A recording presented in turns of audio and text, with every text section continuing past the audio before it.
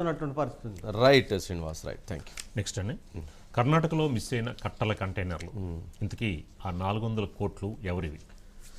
భారతదేశ చరిత్రలోనే ఒక అత్యంత భారీ దోపిడీ సంఘటన చోటు చేసుకుంది.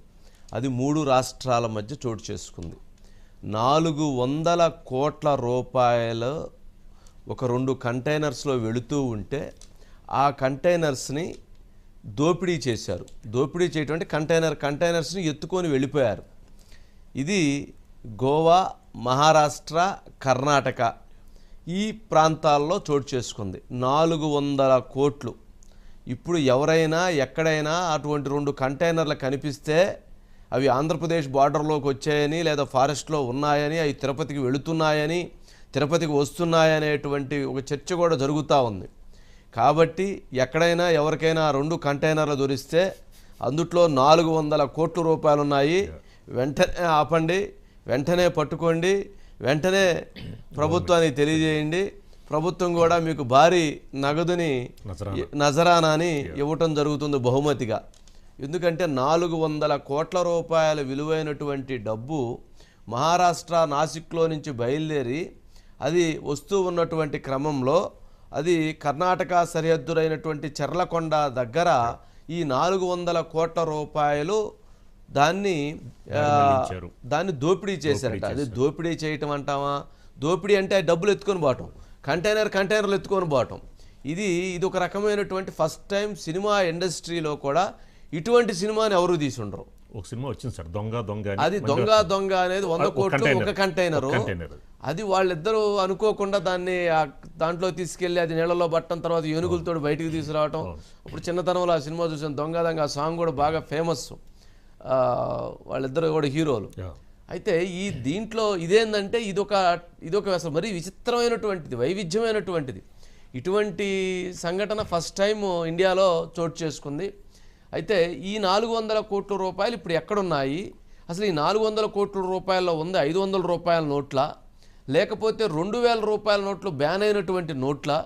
అసలు ఎవరవి? బాధితుడు ఎవరు? ఎందుకు వచ్చి కంప్లైంట్ చేయలేదు? ఆ కంప్లైంట్ చేశారు. కంప్లైంట్ చేసిన వ్యక్తి బయట ఇంకా మాట్లాడాల. కంప్లైంట్ చేసిన వ్యక్తి యొక్క దగ్గర ఉన్నటువంటి ఆధారాలు ఏంటి? అవి 400 కోట్ల, 500 కోట్ల, 1000 కోట్ల, అసలు ఏంటి? 1000 కోట్లు అనేది కూడా ఇంకో చర్చ ఉంది. కానీ 400 కోట్లు మాత్రమే దాంట్లో పడతాయి. కాబట్టి అది 400 కోట్లే అంటున్నారు. 500 రూపీస్ నోట్స్ అయితే 2000 రూపాయల నోట్లు అయితే 1000 కోట్లు పట్టొచ్చట. అంటే దానికి ఒక ఫార్ములా ఉంది, ఏ కంటైనర్లు ఎంత పడతాయి అనేది. అంటే అది మనకు తెలియదు, ఇప్పుడు చెబుతుంటే తెలుస్తుంది. అయితే ఈ 400 కోట్ల రూపాయలకు సంబంధించినటువంటి దాంట్లో అంటే మనకు అందుతున్నటువంటి సమాచారం ప్రకారంగా గోవా, కర్ణాటక చర్లకొండల దగ్గర ఇది తస్కరించబడింది, లేదా దోపిడీ చేయబడింది. దీని మీద కర్ణాటక హోంమంత్రి పరమేశ్వర్ స్పందించారు. ఎవరైతే బాధితులు ఫిర్యాదు చేస్తే దర్యాప్తు చేయడానికి సిద్ధంగా ఉన్నామని కర్ణాటక వాళ్ళు. కానీ ఇప్పటికే మహారాష్ట్ర నాసిక్లో దీని మీద ఎవరైతే సందీప్ దత్తా, ఎవరైతే బాధితుడు కంప్లైంట్ ఇచ్చాడట, మేము ఇట్లా డబ్బులు తీసుకొని వెళ్తుంటే మమ్మల్ని కొట్టేసి మా డబ్బులు ఎత్తుకొని పోయారు. ఈ డబ్బులు తీసుకొని పోయినటువంటి వ్యక్తి విరాట్ గాంధీ అనేటువంటి వ్యక్తి, అతనితో పాటు జయేష్ కడాను, అట్లాగే విశాల్ నాయుడు, సునీల్, వీళ్ళు 6 ఉన్నారండి అని చెప్పారంట. విరాట్ గాంధీ అని అంటే అతను మహారాష్ట్రలోనే అత్యంత టాప్ హవాలా బిజినెస్ మ్యాన్. హవాలా అంటే డబ్బులు హవాలా చేసేటువంటి దాంట్లో హవాలా బిజినెస్ మ్యాన్ అట. అంటే దీంతో ఆ రాష్ట్ర ప్రభుత్వంలో ఉన్న ముఖ్యులు, ఈ రాష్ట్ర ప్రభుత్వంలో ఉన్నటువంటి ముఖ్యులు, అక్కడ మాఫియా, ఇక్కడ మాఫియా, అక్కడ దొంగలు, ఇక్కడ దొంగలు, అక్కడ దోపిడీదారులు, ఇక్కడ దోపిడీదారులు, అందరూ ఎంటైర్ ఎపిసోడ్లో ఇదేనండి. అంటే దొంగ డబ్బును దోచుకోవటానికి చాలామందికి ఉత్సాహం ఉండిద్ది. అని దొంగ డబ్బే కదా, ఇదే కష్టపడి సంపాదించాడు, దోపిడీ డబ్బే కదా, దోచుకో అనే దాంట్లో మొత్తానికి ఇది ఎక్కడ జరిగిందో తెలియదు. కానీ ఇప్పుడు ఇది ట్విస్ట్గా మారింది. ఇది జరిగినటువంటి సంఘటన కూడా అది ఈ వారం రోజుల్లోనే, ఈ 3 రోజుల్లోనే జరగల. అక్టోబర్ 16వ తారీఖున 2025లో జరిగిందట. అంటే 3 నెలలు అయింది. కానీ ఇది 3 రోజుల నుంచి ఇష్యూ బయటకు వచ్చింది. ఎందుకు? కంప్లైంట్ ఇచ్చిన తర్వాత దీన్ని కాన్ఫిడెన్షియల్గా ఇన్వెస్టిగేషన్ చేసేటువంటి క్రమంలో ఎవరైతే దోపిడీ చేశారని చెప్పబడ్డారో వాళ్ళని ఇన్వెస్టిగేషన్ చేస్తే వాళ్ళు మాకేం తెలియదు అని చెప్పిన హైలీ ఇన్ఫ్లుయెన్స్డ్ పర్సన్స్ దీంట్లో ఇన్వాల్వ్ అయ్యి వాళ్ళని వదిలిపెట్టారట. ఇదేంటి నాయన అంటే వాళ్ళకి సంబంధం లేదని. అంటే ఎంత పెద్ద నెట్వర్క్ ఉంటే జరిగింది ఇది. సరే, ఈ క్రమంలో అది ఫైనల్గా ఇప్పుడు జరిగినటువంటి దాంట్లో ఇది పలానా వాళ్ళు దోపిడీ చేశారనేటువంటి దాంతో 6గురిని అరెస్ట్ చేశారు. 6గురిని అరెస్ట్ చేసి డబ్బులు ఎక్కడ ఉంటాయి నాయన అంటే వాళ్ళు చెప్పట్లేదట. వాళ్ళు ఆల్రెడీ హైలీ ఇన్ఫ్లుయెన్స్డ్ మరి పర్సన్స్ అనుకుంటా. మరి ఎక్కడికి పోయినాయి అంటే ఎక్కడికి పోయినాయి అనే దాని మీద మాకు ఏం జరుగుతుంది ఇంకా అంటే ఎవరెవరు ప్రెస్ కాన్ఫరెన్స్ పోలీసుల సహకారం కూడా ఉందని మహారాష్ట్ర ముఖ్యమంత్రి ఫడ్నవీస్ స్వయంగా దీని మీద సిట్టుని ఏర్పాటు చేసి ఎంక్వైరీ చేస్తున్నాడు. కర్ణాటకలో ఉంది ఈ డబ్బు అనేది ఒక టాకు. దీని మీద ఏంటి ఇప్పుడు పొలిటికల్గా ఇది కాంగ్రెస్ డబ్బు అని బీజేపీ వాళ్ళు మాట్లాడారు. కాంగ్రెస్ డబ్బు అని మాట్లాడితే దీనిపైన వెంటనే హోంమంత్రి కూడా మాట్లాడారు. మాకేం సంబంధం, అసలు గోవా మహారాష్ట్రలో కర్ణాటక మహారాష్ట్ర గోవా మహారాష్ట్ర గుజరాత్లో ఉన్నటువంటి ప్రభుత్వాలు 3 బీజేపీ వాళ్ళ డబ్బుల్ని తీసుకొచ్చి మాకు పెడుతున్నారు అనేటువంటిది ఇంకొక ఇష్యూని రైజ్ చేశారు. సరే దీని మీద ఫైనల్గా ఏంటంటే ప్రియాంక ఖర్గే దీని మీద అసలు మాకు సంబంధం లేదు, ఇదంతా బీజేపీ వాళ్ళ డబ్బు, మమ్మల్ని ఆరోపణ చేస్తున్నారు. అంటే ఎలక్షన్ కోసం కాంగ్రెస్ వాళ్ళు తీసుకెళ్తున్న డబ్బు అని ఒక ప్రచారం, లేదు బీజేపీ వాళ్ళు దోచుకున్న డబ్బు అని ఒక ప్రచారం, లేదు ఇది అసలు ఎవరైతే ముంబైకి రియల్ ఎస్టేట్ డాన్ ఎవరైతే ఉండారో కిషోర్ శెట్టికి చెందినటువంటి డబ్బు అని ఇంకొకటి. ఇవన్నీ ఒక ట్విస్ట్లు అయితే ఇప్పుడు ఇంకొక కీలకమైనటువంటి అంశం ఏమొచ్చిందంటే గోవాకు చెందిన బాలాజీ ట్రస్ట్ అనేటువంటి ఒక ధార్మిక సంస్థ ఉంది. ఆ ధార్మిక సంస్థకు చెందినటువంటి డబ్బులు ఆ గోవాకు చెందినటువంటి బాలాజీ ధార్మిక సంస్థ వాళ్ళ డబ్బులు వీటిని తిరుపతి తరలిస్తున్నటువంటి క్రమంలో, తిరుపతికి వెళుతున్నటువంటి క్రమంలో వీటిని ఇచ్చేసారని చెప్తున్నారు. అంటే రాయలసీమకి వెళ్తున్నాయి, అది తిరుపతికి వెళ్తున్నాయా లేకపోతే కడపకి వెళ్తున్నాయా లేదా ఎక్కడికి వెళ్తున్నా తెలియదు. కానీ మొత్తానికి అసలు ఏంటిది, ఎక్కడ ఆ కేసు అనేది ఇంకా పూర్తిగా రాలేదు. అసలు అందుట్లో ఎంత డబ్బు ఉందనేది ఇంకా క్లారిటీ రాలేదు.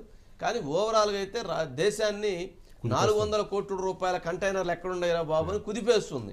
అంతేకాదు ఇప్పుడు 400 కోట్ల రూపాయలు మన ఆఫీసు ముందంటే పోయి ఆపము, ఎందుకు ఊరుకుంటాం, ఆపండి అని చెప్పి అడ్డంబడి ఆపము. ఎవరన్నా అట్లాంటి కంటైనర్లు వెళ్తుంటే పోయి ఎదురుపోయి ఆపొద్దు, ఎందుకంటే వాళ్ళు గుద్దుచుకొని వెళ్తారు, పక్కన ఉండి ఆపే ప్రయత్నం చేయండి. సరే అంటే ఇది ఒక మాఫియా, అంటే ఇది మాఫియానా లేకపోతే హవాలా మాఫియానా లేకపోతే ఇంకొకట, లేదా మహారాష్ట్ర నాసిక్లో డబ్బులు బయటకు వస్తే అయ్యెత్తుకొని పోయారా, అసలు ఏదో సంథింగ్ ఈజ్ రాంగ్. ఇది పొలిటికల్ బ్యాక్గ్రౌండ్ తోనే జరుగుతుంది అనేది. పొలిటికల్ బ్యాక్గ్రౌండ్తో జరిగినా కానీ ఇంత డబ్బుల్ని ఎట్లా దాన్ని ఎవరు ఆపుతారు, ఎవరిని మేనేజ్ చేస్తారు, ఎవరిని మేనేజ్ చేయలేరు కదా. ఇది జరుగుతున్నటువంటి అంశం. మరి దీని మీద అక్కడి నుంచి వచ్చే డబ్బు తిరుపతికి చేరబోతుంది. అంటే తిరుపతికి రాయలసీమ తిరుపతికి వచ్చే అవకాశం ఉందని కూడా ఒక ఇది అనేది ఒక చర్చ కూడా జరుగుతుంది. అంటే ఇది ఎవరో ఒక ఇల్లీగల్ అక్రమ సంపాదన లేకపోతే హవాలా డబ్బుని ఎక్కడి నుంచో ఎక్కడికో తరలిస్తున్నారు, ఎవరి కోసం తరలిస్తున్నారు. ఆ తరలిస్తున్నటువంటి క్రమంలో ఈ డబ్బు వెళ్తుందని ఎవరికో ఒక పెద్ద మాఫియా తెలిసింది.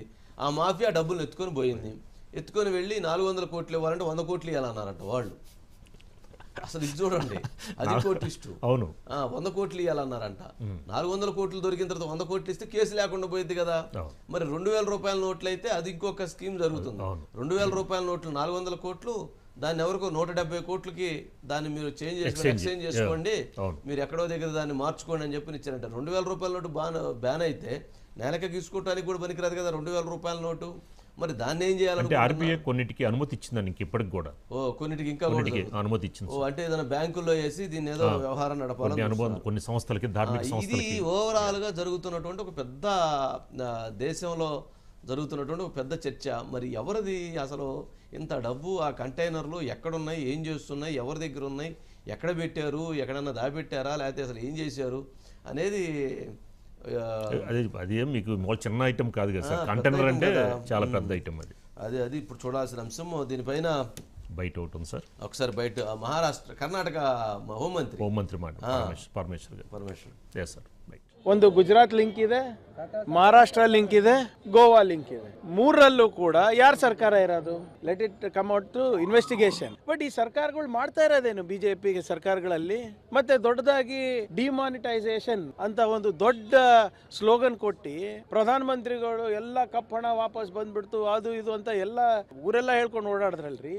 ಎಲ್ಲಿಂದ ಬರ್ತಾ ಇದೆ? ಮತ್ತೆ ಬಿಜೆಪಿ ಕೆಲವು ನಮ್ಮ ಶಾಸಕರು ಇಲ್ಲಿನವರು ಕರ್ನಾಟಕದವರು ಇದು ತಿರುಪತಿಗೆ ಬ್ಲ್ಯಾಕ್ ಮನಿನ ವೈಟ್ ಮನಿ ಮಾಡಕ್ಕೆ ಹೋಗ್ತಾ ಇದ್ರು, ಚುನಾವಣೆಗೆ ಬಳಸಬೇಕಾಗಿದೆ ಅಂತ ಗೊತ್ತಿದೆ. ಅವ್ರಿಗೆ ಹೆಂಗೆ ಮಾಹಿತಿ ಇದೆ? ಅಥವಾ ಆಂಧ್ರಾಗೆ ಹೋಗ್ತಾ ಇದೆ, ಅಲ್ಲಿ ಯಾರು ಸರ್ಕಾರ ಇರೋದು? ಮತ್ತೆ ಇದು ಸ್ವಲ್ಪ ಈ ಪ್ರಶ್ನೆಗಳಿಗೆ ಉತ್ತರ ಕೊಡಬೇಕಲ್ಲ ಕೇಂದ್ರ ಸರ್ಕಾರ. బ్లాక్ మనీని వైట్ మనీ చేయడానికి ఎవరు ఇదంతా కూడా వాళ్ళు కాకపోతే మాకేం సంబంధం, కంప్లైంట్ ఇస్తే మేము ఇచ్చేస్తాం. యాక్చువల్లీ మహారాష్ట్ర వాళ్ళు కర్ణాటక ప్రభుత్వాన్ని సహకరించమన్నారు.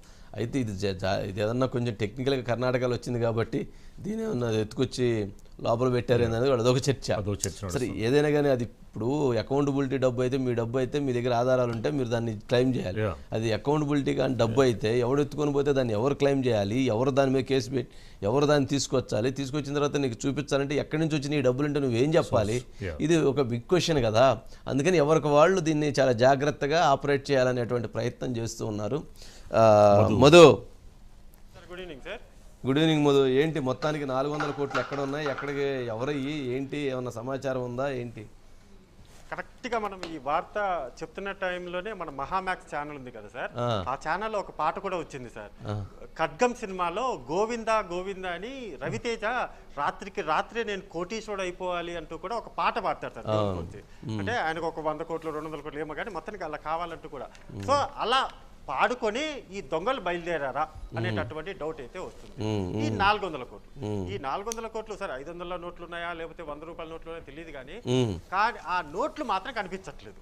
నోట్లు ఉన్నాయి, 400 కోట్లు ఉన్నాయని చెప్తున్నప్పటికీ కానీ అవి ఎక్కడ ఉన్నాయి, ఎవరి దగ్గర ఉన్నాయి, ఆ మనీ ఎవరిది అనేది మాత్రం బయటికి రాదు. గుజరాత్ లో బయలుదేరినటువంటి 2 కంటైనర్లు సార్, అవి అలా బయలుదేరిన తర్వాత మహారాష్ట్ర మీద నుంచి గోవా కావచ్చు, గోవా దగ్గర నుంచి కర్ణాటక కావచ్చు, కర్ణాటక దగ్గర నుంచి ఆంధ్రప్రదేశ్ తిరుపతికి కావచ్చు, అంటే రాయలసీమకి. తిరుపతికి ఫుల్ స్టాప్ కాదు సార్, అక్కడ తిరుపతి నుంచి ఎక్కడికి, అంటే ఇక్కడ పట్టుబడ్డాయి కాబట్టి తిరుపతి బయటపడింది, ఇంకా పట్టుబడకపోతే తిరుపతి నుంచి ఎక్కడికి అనేది కూడా ఇక్కడ చాలా కీలకం. సందీప్ పాటిల్ అనేటటువంటి సందీప్ దత్తా పాటిల్ ఇతను వచ్చి కంప్లైంట్ ఇచ్చారు. ఏమని చెప్పాడు, నన్ను వచ్చేసి విశాల్ నాయుడు అనేటటువంటి వ్యక్తి మరొక వ్యక్తి వచ్చి కిడ్నాప్ చేశారు అని. ఆ విశాల్ నాయుడు అనేటటువంటి ఎవరు, అతను తెలుగు సంబంధించినటువంటి వ్యక్తి. ఆ తెలుగు రాష్ట్రాలకు సంబంధించినటువంటి విశాల్ నాయుడు విచారించారు, ఎంక్వైరీ కూడా నడుస్తుంది. అయితే ఇక్కడ ఒకటి మెయిన్ కీలకంగా ఇద్దరు సార్, ఇంతకుముందు మీరు చెప్పినట్టుగా కానీ ట్రస్ట్ ఏదైతుందో, బాలాజీ ట్రస్ట్ ఏదైతుందో వాటి డబ్బులని ఒకవైపు చెప్తున్నప్పటికీ ముంబైలోని థానేలో ఉన్నటువంటి ఒక రియల్ ఎస్టేట్ వ్యాపారికి సంబంధించినటువంటి డబ్బులు అని మరోవైపు ప్రచారం జరుగుతుంది. కానీ ఈ ప్రచారాలన్నీ జరుగుతుంటే ఏ ఒక్కరూ కూడా ఈ మనీ మాది అని క్లెయిమ్ చేయడానికైతే రావట్లేదు. అంటే సందీప్ దత్తా ఆల్రెడీ మహారాష్ట్రలో నాసిక్ లో కంప్లైంట్ ఇచ్చాడు కదా గూటీ పోలీస్ స్టేషన్ లో. అది కంప్లైంట్ ఏమని ఇచ్చాను సార్, నా మీద అటాక్ చేసి వీళ్ళు వచ్చేసి 2 కంటైనర్లను తీసుకెళ్లిపోయారు అనేటటువంటి విషయం చెప్తున్నారు. కానీ ఆ కంటైనర్ అతను ఉన్నాడా లేడా అనే విషయం చెప్పట్లేదు సార్. ఆ కంప్లైంట్కి సంబంధించి నేను కూడా మొత్తం చూశాను. ఆ కంటైనర్లో ఇతను ప్రయాణిస్తున్నాడా లేకపోతే అతని ముందు ఏదైనా వెహికల్లో ఉన్నాడా అనే విషయాన్ని ఎక్కడ చూపించట్లేదు. అంటే టెక్నికల్ గా దీని అంతటి కేసును అంతటి కూడా 400 కోట్లు ఉన్నటువంటి కంటైనర్, 2 కంటైనర్లు కంప్లైంట్ మాత్రమే వచ్చింది, అంతవరకు మాత్రమే వచ్చింది. కానీ 3 నెలల క్రితం జరిగినటువంటి దానిపైన ఇప్పుడు ఎందుకు కంప్లైంట్ ఇచ్చారు అంటే 6 days బ్యాక్ ఎందుకు కంప్లైంట్ ఇవ్వాల్సి వచ్చింది? ఆ ఎస్పీ వచ్చేసి ఎవరైతే ఉన్నారో, కర్ణాటక పరమేశ్వరన్ ఎవరైతే ఉన్నారో, ఆయన కూడా ఎవరైనా వచ్చి మాకు కంప్లైంట్ ఇస్తే మేము విచారణ జరుపుతామన్నారు. కానీ విచారణ జరిపారు. ఆ మొత్తం డబ్బులకు సంబంధించి లోపల ఏదో గూడు పుట్టాని అంటారు కదా సార్, అదేదో జరుగుతుంది సార్. 400 కోట్లకు ఏదో ఉంది, ఆ 400 కోట్లకు సంబంధించి ఏదో గూడు పుటాని అయితే ఉంది. ఖచ్చితంగా ఇది తిరుపతికి వచ్చింది అంటే అన్న దగ్గర, అంటే నేను ఏ అన్న చెప్పట్లేదు, ఎవరో ఒక పెద్దన్న, అది ఏ రాష్ట్రానికి సంబంధించినటువంటి అన్న అయినా ఉండొచ్చు, నేను ఈ అన్న అన్న చెప్పట్లేదు సార్, మళ్ళీ ఏదేదో అనుకుంటారు కాబట్టి. సో ఒక అన్న కోసం ఏదన్నా వచ్చిందా? ఎందుకంటే ఇటువంటి పెద్ద పెద్ద కంటైనర్లు అన్ని కూడా గతంలో ఎన్నికల సమయంలో కొన్ని బాగా తిరిగాయి ఆంధ్రప్రదేశ్లో కూడా. తిరిగిండట్లేదు సార్, నేను కాదనట్లేదు, కానీ తిరుగుతాయి కంటైనర్లు అయితే తిరుగుతాయి కాబట్టి. అంటే ఇప్పుడు అన్న కంటైనర్లతో పనే ఉంది, ఇంక ఇప్పుడు ఎలక్షన్లు లేవు కదా సార్. ఎక్కడ ఎలక్షన్ లేకపోవచ్చు, అంటే ఆంధ్రప్రదేశ్లో లేకపోవచ్చు, కానీ గతంలో వచ్చినటువంటి బ్లాక్ మనీని అంతటి కూడా ఇప్పుడు ఇచ్చి పుచ్చుకోవడాలు అంటారు కదా సార్. ఇప్పుడు అక్కడ ఎన్నికలకి ఇచ్చుకుంటే రేపు పొద్దున నాకు కూడా ఎన్నికలప్పుడు అప్పుడు పుచ్చుకోవచ్చు కదా, ఇచ్చి పుచ్చుకోవడాలు అంటారు కదా sir. Okay okay okay. So ఆ ఇచ్చి పుచ్చుకోవడంలో భాగంగానే ఇప్పుడు తిరుపతి టు వయా ఎక్కడికో తెలియదు సార్, నాకైతే తెలియదు, వయా ఎక్కడికైనా వెళ్ళిండొచ్చేమో. ఆ ఛాన్స్ ఉందా లేదా? ఎందుకంటే చాలా ఇంత పెద్దగా జరుగుతుంటే ఎవరు ఎక్కడా కూడా మాట్లాడడం లేదు అంటే సంథింగ్ రాంగ్ ఏదో ఉంది, అన్నేదన్నా దీని వెనక ఉన్నాడా అనే డౌట్ కూడా లేకపోలేదు సార్. రైట్. ఇందుట్లో అసలు విశాల్ నాయుడు ఎవరో తెలుగువాడు అంటున్నారు, ఎక్కడ అతను?